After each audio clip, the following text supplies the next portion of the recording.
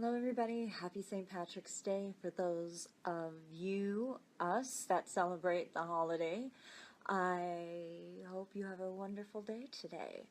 I don't celebrate it as such anymore. This is the anniversary date of the passing of my grandmother, St. Patrick's Day, so I don't celebrate it like you guys do, which is okay, you know.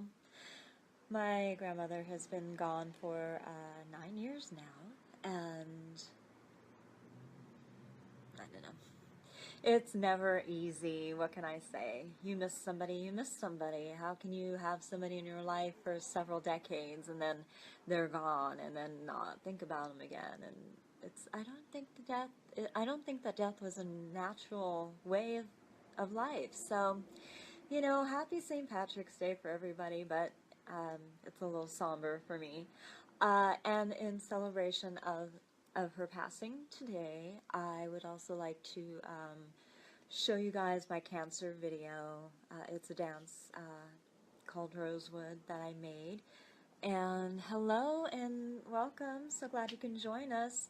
And there's a whole bunch of different portions to this video that I'm going to show you guys. And let me see if I can actually get it here on my iPad while I have you and we're chatting. I'm doing my broadcast just a tad bit early today, just to stay on a schedule. And oh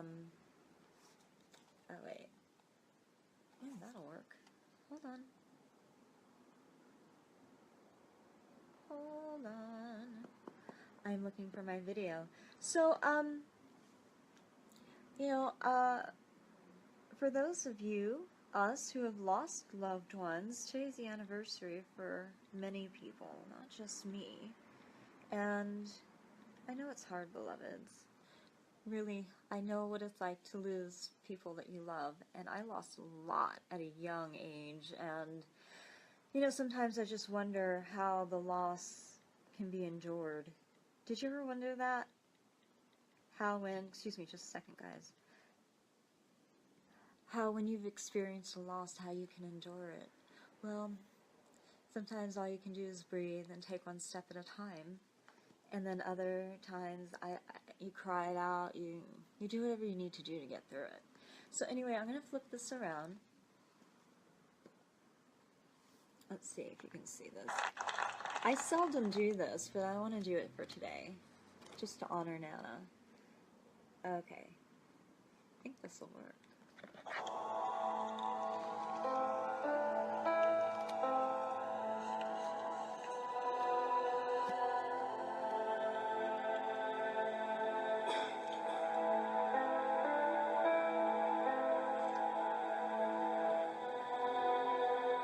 This is one of my favorite dances,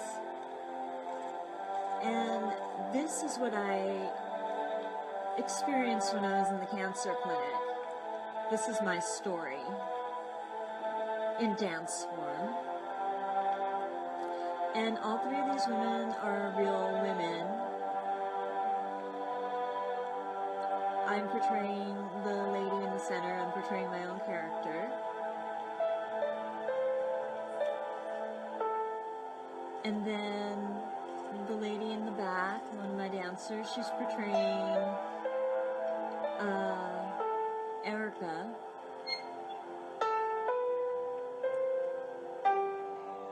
And then, can you see the lady here? She's portraying, there she is, Julie. Let me put this on pause. She's portraying Julie, and the three of us, hello, I'm sorry, I can't type on this. This isn't working out as I'd planned, sorry guys.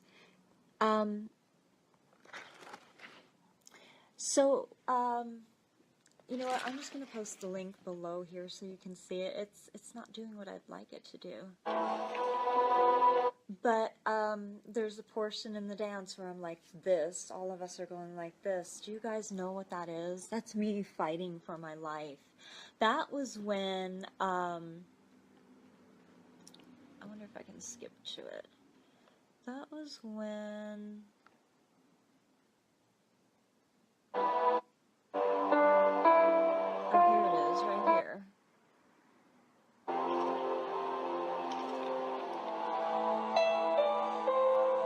Right here, look at this. That, reaching out. I was told by some that that was trite to do, and I'm like, there's nothing trite about displaying what you were experiencing when you were dying. When I was dying, I was reaching my hand up. And I'm using this hand to represent the dance movement sis. And I'm using that to represent when God was reaching down to save my life using an angel.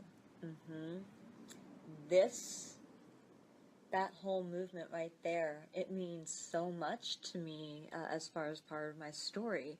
You see, I was dying from cancer. And I was thrashing my head like this. I was laying on the bed and I was thrashing my head around. I was so sick and I had such a high fever. And I was dying. I was not going to make it. And I was reaching my hand up like, God, heal me or save me, something. And then this hand, and it's hard for me to do it because I'm on this side of me, but it was a right hand. So I don't have two right hands. But anyway, if you can just imagine, the thumb was here, and then the hand, it was like that. But obviously it was the palm facing my arm, and it reached up when I had my hand up like this, and it reached up. Oh, it's just creeping me out because I remember this so well. And then the thumb caressed here. I remember it so well. And here, and just lifted my hand up like this. And you know what? They were saying, how can I say it? I heard a voice in my head. I said, is this my husband? And I heard a voice very distinctly say, no, but it should be. It scared me a little bit because then I'm like, oh my gosh, who is it? Who is it? You know, but not really. I didn't have enough time and energy to actually do that. But I was just reaching out for help. Help me. And I knew my husband was here and my son was here. They tell this story all the time. And as I was reaching up, you know, reaching out for help, I know what I saw, and it looked like my husband's hand. It was a masculine hand, but it wasn't. It wasn't his hand. Because the day after, I was miraculously healed. The day after, he told me. And he said, no, I don't even remember that. And I'm like, what? You know, peripherally, and really now peripherally my vision is shrinking. But then it felt like my vision was peripherally shrinking, like a white tunnel vision type of thing. And I could remember him when he was reaching out, when, you know, I think it was an angel, guys. I'm not kidding. And when he was reaching out and up my hand, I can remember so much comfort. And this is when I was saying, God, if you save me, I will become a fisher of men to give them hope. And this is why I'm here talking to you guys today. That's the story. That's why I'm here, to give you guys hope. But that's how it happened. And in celebrating my grandmother's life, because she's passed 9 years ago today exactly, this is why I'm here. This is why I'm sharing this with you guys. I love you guys so much, you know, and this is why I care. This is why I reach out. I was sent. So when I say I was sent, I'm not saying it apart from anybody or lifting myself up. No, seriously, I made a deal with God. I said, if you would save my life, and it's in my video, it's in my book, it's everywhere. If you would do this, then I would do this, which is this. I am reaching out to your heart, to let you know that there is hope, to reach out to you, to let you know that you can be healed, you can be whole. I share my scars with you to know that you too can heal, right? And I do it in a really raw, real, uncensored way, to let you also know that I'm a human being just like you, and it's not about the glitz and glam, and I mean, it can be about that too, but that's not me all the time. It's a portion of me. I want to reach your hearts. So today, in remembering the passing of my grandmother dying from cancer, I also remember the day that I was in the clinic dying from my cancer, but a hand reached out to me and helped me and saved me. And I'm here to tell you this story. I'm glad. I'm glad. I'm glad. I would never have guessed that my life would have been shaped to what it is today. I don't mean to say it like I'm just. I am just a dancer who has a heart for people, who has a heart for your soul, who has a heart for compassion. And I want to do the best that I can to impart upon to you that there is hope out there. There is hope, there is help. And if you've been diagnosed with cancer, I want you to know it does not have to be a death sentence. Not at all. You can rise. You can rise from your sickbed, for you have so much to do. My husband said those words to me. There were several occasions when I was passing in the clinic. Oh yes, it was touch and go for a few weeks there. And upon another occasion, I was sitting, he carried me to the restroom because my organs were failing, and I don't know if you've ever seen people's organs fail. But when they do and they shut down, you lose control over your bodily functions, and then everything just falls apart. You have things coming out of every orifice as a whole, out of your body. There's tears, there's, ear gunk. You can't control a lot of what's coming out here in your nose, everywhere.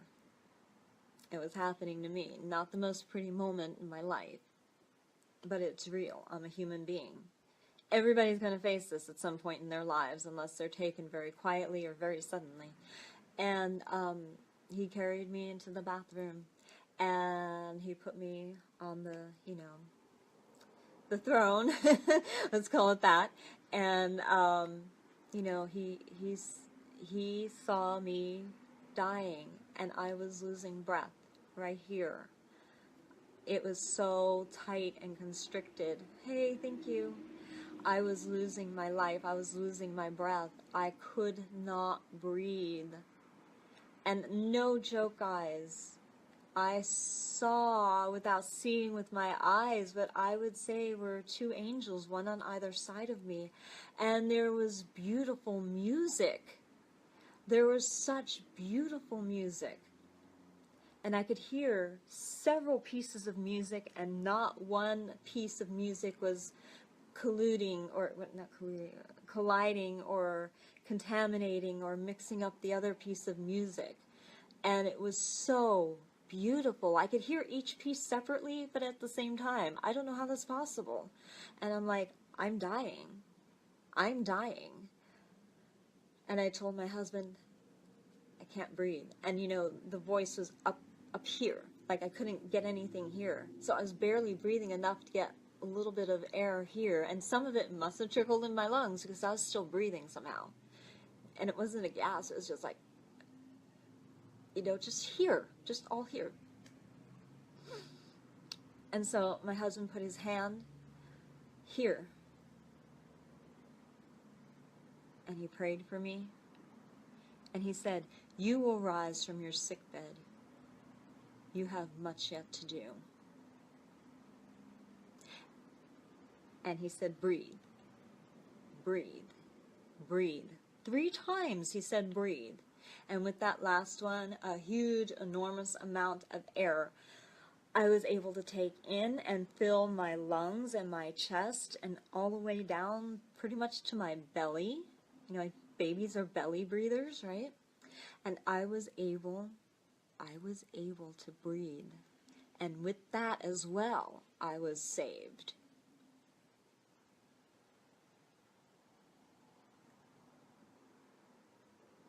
In the presence of breath, there is life, right? That's on my calendar. That's in my book, too. It is an amazing thing. This is why the word breathe means so much to me. And that stone, there's so much symbolism. And it has more metamorphosized throughout my life, the meaning. And I carry that stone with me. And I remember all the times I was told to breathe, or the times that I've told other people to breathe. And it goes on and on and on, and it has a life of its own. So, hear me, beloveds. I do know what it's like to be slipping in and out of consciousness. I do know what it's like to meet the other world. And today, as I remember my beautiful grandmother and the day of her passing, I am also remembering a beautiful woman who came in and out of my life almost like a storm, sometimes gentle, sometimes it was just intense. No judgment. But I am reminded of her today. And she was with me on the day my grandmother passed. 9 years ago today. And I knew she was passing. You see, my brothers called me, and I had my cell phone, and I'm sure to this day my beautiful Bee Fly friend was wondering why I didn't answer the phone. Well, that's why. I knew what that call was, and I knew I was in the right place. I was supposed to be with the Bee Fly. I was supposed to be with her. I was not supposed to be with my grandmother. What is that saying? That's saying that this person's special.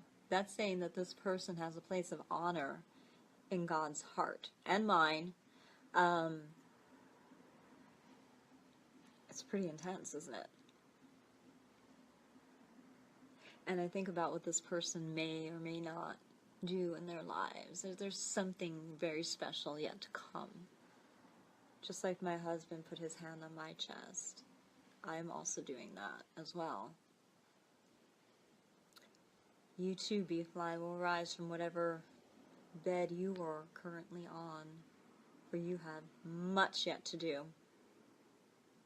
Your life may be half over, but it's the second half that's going to be the most powerful,